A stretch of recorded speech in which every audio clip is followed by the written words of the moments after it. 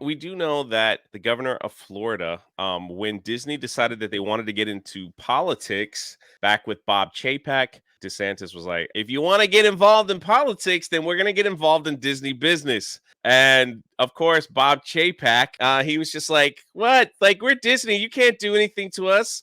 Well, Florida decided to dissolve their special district, their special tax district, and it was taken over. So they lost a lot of privileges. Disney has to pay more money.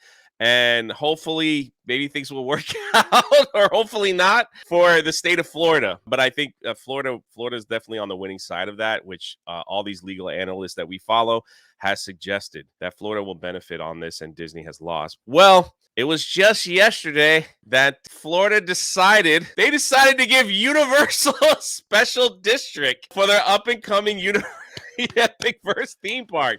Universal, who did not get involved in politics, who did not say anything, didn't push the state or anything else, they decided to grant Universal a special district. And Hell this yeah. is to help them fund a new train system that's going to be the new Brightline train system is going to take people right in front of Universal once it gets done. So you can see here, Reedy Creek was the other district that was run by Disney that was dissolved, and the state put their own people in to kind of run some of the affairs of Disney.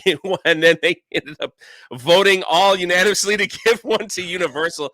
I think that's freaking hilarious. You know, some people might be like, well, that's not fair. Listen, they were warned, don't get involved in politics. You're a theme park place. We give you special privilege beyond other theme parks. Like, don't screw this up for yourselves. And they kept pushing and pushing and pushing. And they found out. They found out really quick. Well, what that's going to do is it's going to open things up so that, like I said earlier, the Brightline system that they're building here in Florida, it's now open from Orlando Airport. You can get on the train if you fly into Orlando and take a 3-hour train ride all the way down to Miami. It has several stops along the way. West Palm, I believe, one. The train's going to be built all through the state of Florida. So if you fly into any airport and do some business, you can hop on the train and be let out right in front of Universal, or go up to Orlando and hang out there, or go to Tampa. And I believe, if someone has a little bit more info on this, I do think they're going to try to make it all the way up to St. Augustine. So it's going to be a new system to get people around the state of Florida and see the different parts as far as beaches, things like that, and theme parks all over. It's a great thing. Now, when Brightline first started building in Orlando, we talked about this many times before. They went to Disney and said, hey, could you help us out with some money and maybe some land so we could drop people off right there at Disney Springs, from the airport? Since Disney got rid of their shuttle, they had a magic bus and all that stuff. They got rid of all that stuff. And Disney said, hey, we're Disney. Yeah, you should spend the money and build it yourself, because that will bring you more money. They were like, well, that's not how it works. And Universal was like, hey, we're Universal. Here's hundreds of millions of dollars, all the land that you want. Please build the station right in front of our parks and drop people off. And they said, okay. Now, since the regime change from Chapek to Iger has reached out to them and said, hey, we made a little mistake there about your train system. What can we do to kind of get a little drop off close by to our park? So apparently they're working that out. But yeah, it's just pride comes before the fall, is all I'm saying. And now, on top of all this, Disney announces today, it's like beautiful, perfect timing. I don't understand why they do this. They're desperate for some money because they just announced that the theme park tickets are going up 6 to 7% effective Wednesday. So if you look at this here, so they have different tiers. This is for the California park, tier 0 to tier 6.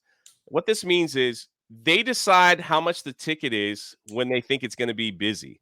Oh So my the goodness. weekends are like tier 6, like they're going up $20, right? So it's going to cost you about $200. Plus they increase their parking to $30 to park.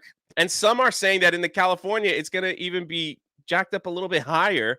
So it's over $200 just to go to it, just for one day over there in California. These are some of the price hikes for like the Park Hopper add-on, like it's $15 more. You can see it. Everything is going way up. So on top of like losing a special district or Universal gaining them and all this stuff going on, they decided to, hey, we're going to jack up the prices effective immediately, everyone, just so y'all know. Wow. That's insane. Terrible optics. $200. It's not that much here in Orlando, but they are going to be raising the prices here in Orlando as well. They're already increasing the parking. We're gonna watch it and see. But the special district announcement was, I didn't think they would ever, like Florida, like since they took it away from Disney, I didn't think they would give it to anybody else. Like I just didn't think that I thought that that would just be completely off the Well, table.